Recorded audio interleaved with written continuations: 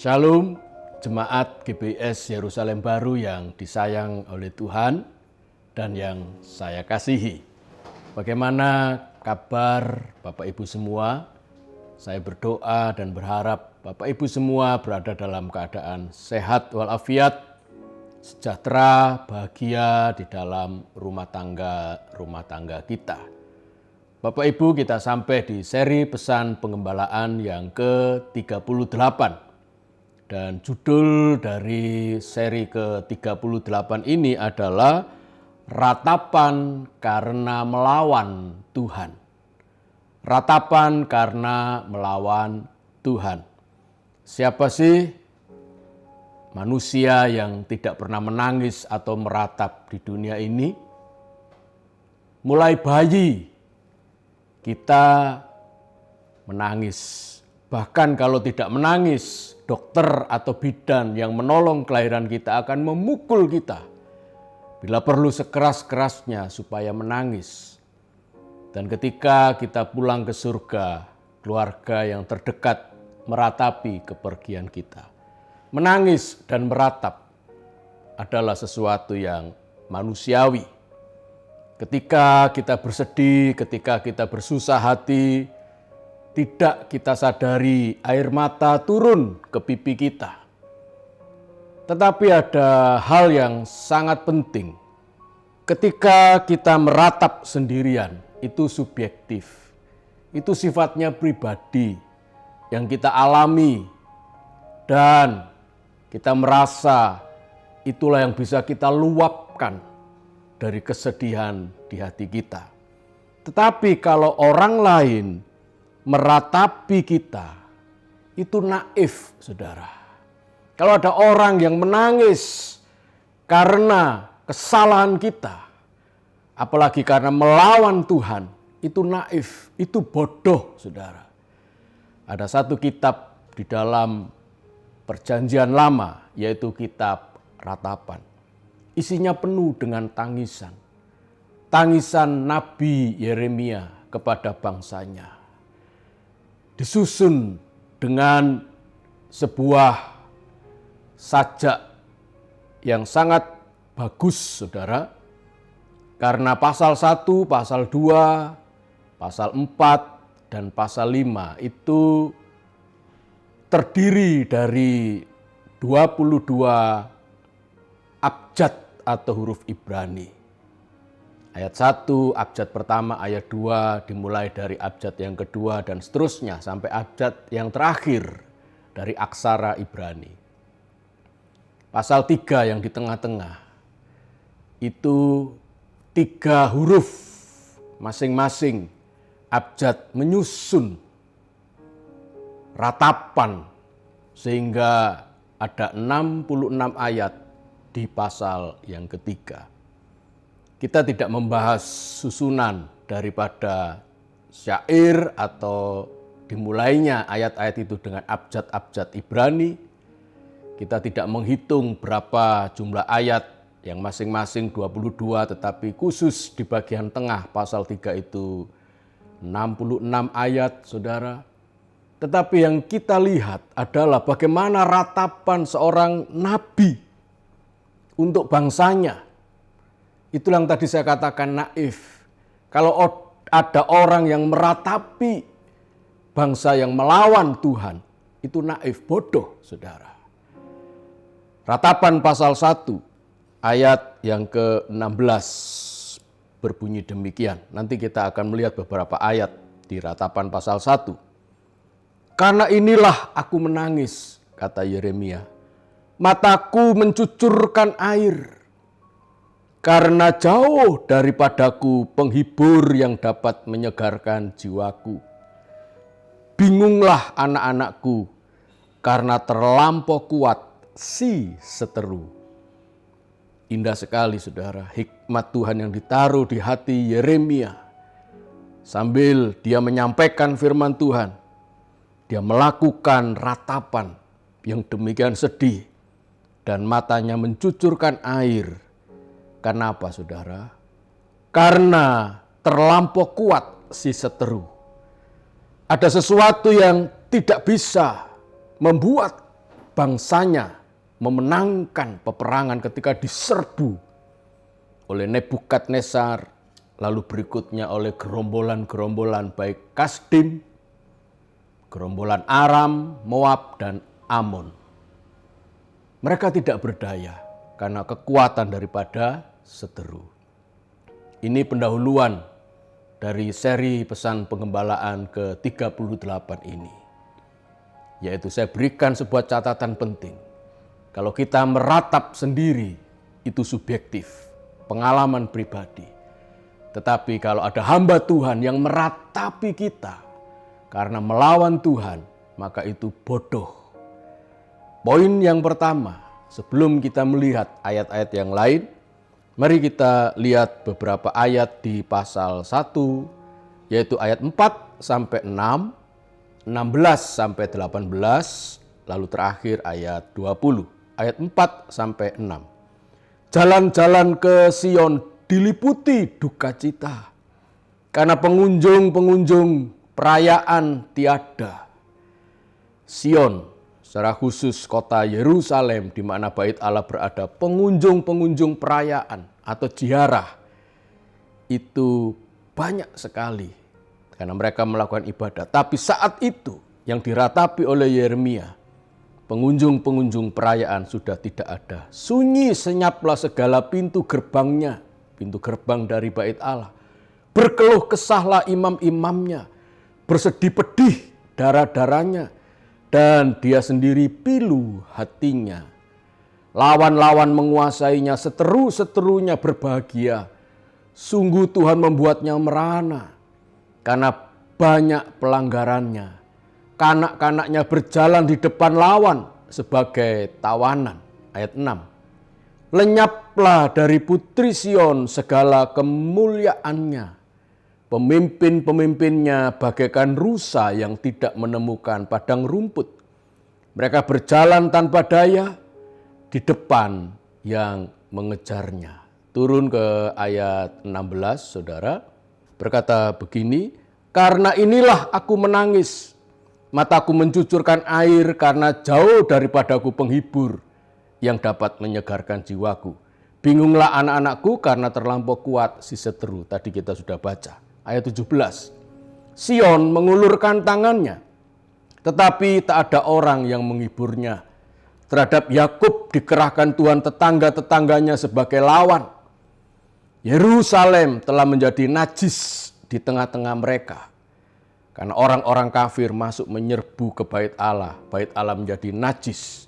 Karena orang-orang kafir itu najis di hadapan Tuhan. Itu maksudnya. Ayat 18. Tuhanlah yang benar, karena aku telah memberontak terhadap firman-Nya. Dengarlah hai segala bangsa, dan lihatlah kesedihanku. Darah-darahku dan teruna-terunaku pergi sebagai tawanan. Ya Tuhan, lihatlah betapa besar ketakutanku, betapa gelisah jiwaku. Hatiku terbolak-balik di dalam dadaku, karena sudah melampaui batas aku memberontak. Di luar keturunanku dibinasakan oleh pedang, di dalam rumah oleh penyakit sampar. Sudah dikasih oleh Tuhan. Poin yang pertama, kita melihat adanya ratapan karena melawan Tuhan. Poin yang pertama, apa sebabnya? Jawabannya karena tidak menggunakan kesempatan. Saudara, Tuhan itu bukan monster yang kejam. Tuhan juga pribadi yang punya hati, punya perasaan. Pasti akan memberikan kesempatan. Hari Minggu kemarin saya telah menyampaikan firman Tuhan. 23 tahun lamanya Tuhan memberikan kesempatan kepada Yoyakim sebagai Raja Yehuda. Tuhan terus-menerus mengucapkan firman Tuhan melalui Yeremia. Tuhan terus-menerus mengutus nabi-nabinya yang lain untuk mengingatkan. Sudah banyak dan panjang kesempatan yang diberikan kepada Yoyakim.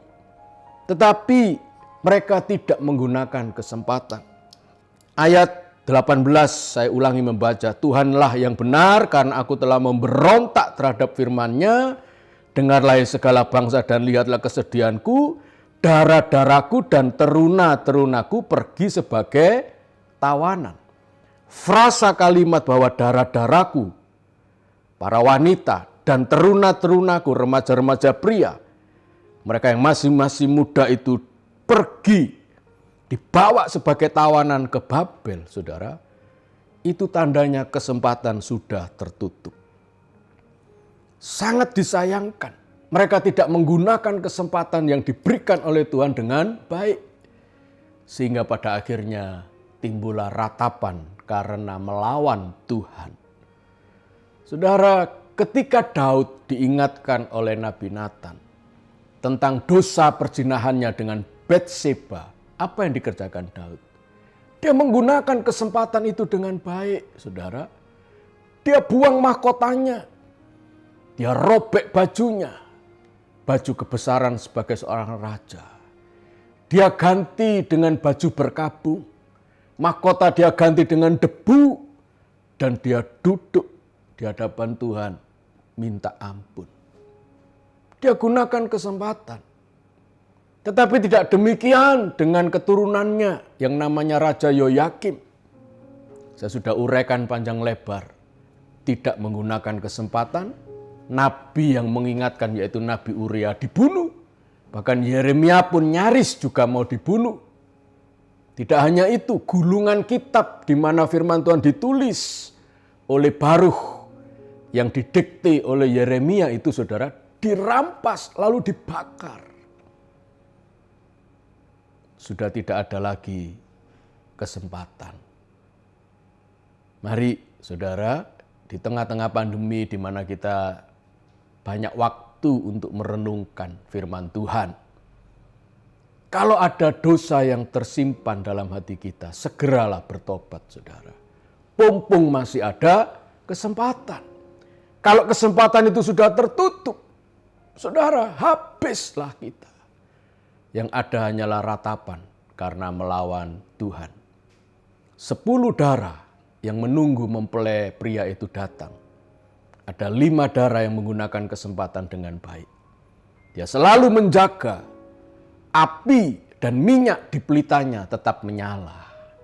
Tetapi 5 darah yang bodoh membuang kesempatan dengan enak-enakan tidur dan lalai untuk menyalakan pelitanya. Saudara berada di posisi yang mana? Apakah engkau tetap mau menggunakan kesempatan dengan baik atau menyia-nyiakan kesempatan itu? Poin yang kedua kita belajar. Tadi yang pertama tidak menggunakan kesempatan. Yang kedua tidak pedulikan kemurahan Tuhan. Ayat 20 tadi kita kembali membaca. Ya Tuhan, lihatlah betapa besar ketakutanku. Ini adalah renungan dan ratapan Yeremia menangisi bangsanya. Betapa gelisah jiwaku, hatiku terbolak-balik di dalam dadaku. Karena sudah melampaui batas aku memberontak. Seolah-olah Yeremia menanggung beban dosa, kelemahan dari bangsanya. Dia mengakui bahwa aku yang mewakili bangsaku dan merasakan tanggungan beratnya dosa dari bangsaku. Aku sudah melampaui batas dan aku memberontak. Di luar keturunanku dibinasakan oleh pedang, di dalam rumah oleh penyakit sampar. Di luar rumah ada pedang, di dalam rumah ada penyakit. Kenapa? Karena sudah memberontak dan melampaui batas kemurahan Tuhan. Yang kedua, tidak mempedulikan kemurahan Tuhan. Itu bahaya, saudara. Kalau Tuhan memberikan kesempatan, artinya Tuhan masih bermurah hati. Sebagai seorang bapa yang menunggu dengan sabar, dengan setia anak bungsunya pulang. Tuhan memiliki hati yang begitu besar. Begitu bermurah hati menunggu kita bertobat. Maka itu jangan sia-siakan. Dan jangan sampai kita tidak mempedulikan kemurahan Tuhan. Saya memohon kepada saudara-saudara. I beg you, saudara. Saya memohon kepadamu, kalau engkau ada dosa, kalau engkau menyimpan sebuah kesalahan, pumpung, belum ada pedang, dan penyakit sampar menimpa rumah tanggamu, saudara. Mari jangan sampai kita tidak mempedulikan kemurahan Tuhan. 2 poin ini yang menjadikan ratapan karena melawan Tuhan dalam menjadi renungan kita. Mari gunakan waktu ini untuk merenungkan, gunakan waktu ini untuk menggunakan kesempatan yang Tuhan berikan, dan gunakan waktu ini untuk peduli kepada kemurahan Tuhan, dan Tuhan pasti memberkati kita. Amin. Haleluya. Kita akan nyanyikan pujian. Ajar ku mengerti rencanamu Tuhan, kemurahanmu Tuhan dalam hidup kami. Haleluya. Terima kasih Tuhan. Engkau begitu baik memberikan kesempatan dan kemurahan-Mu itu bagi kami. Haleluya. Ajarku mengerti segala rencana-Mu. Ajarku berserah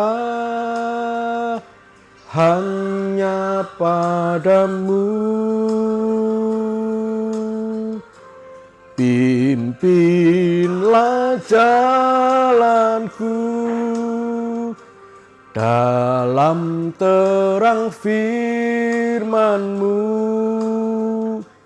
Ajarku berharap hanya padamu. Bapakku, ajaib segala rancangan-Mu. Tuhanku,